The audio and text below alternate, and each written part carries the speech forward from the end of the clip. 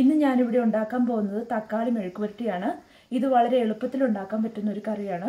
ഇതിനാവശ്യമുള്ള സാധനങ്ങൾ: തക്കാളി 2 എണ്ണം, ചുവന്നുള്ളി ഒരു 8-10 എണ്ണം, പച്ചമുളക് 2 എണ്ണം, അത് എരിവിനനുസരിച്ച് കൂട്ടുകയോ കുറയ്ക്കുകയോ ചെയ്യാം, കറിവേപ്പില ആവശ്യത്തിന്, കടുക് 1 ടീസ്പൂൺ, മഞ്ഞൾപ്പൊടി 1/2 ടീസ്പൂൺ, ഉപ്പ് ആവശ്യത്തിന്, എണ്ണ ആവശ്യത്തിന്.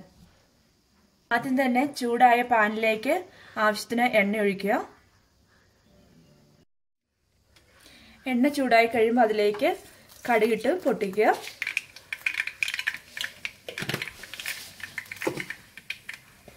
ഇനി നമുക്ക് ഉള്ളി ഇട്ട് മൂപ്പിക്കാം.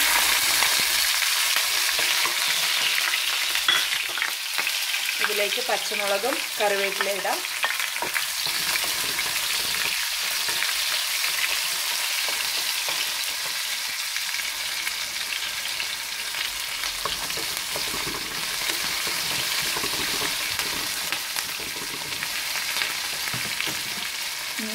ഉപ്പിട്ട് കൊടുക്കാം.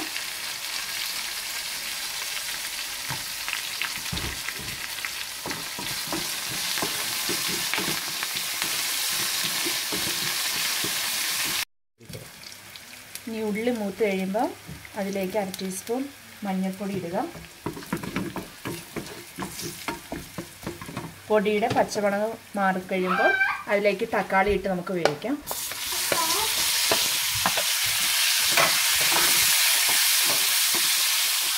ഇപ്പോൾ തക്കാളി വെന്തിട്ടുണ്ട്, കറി റെഡിയായി.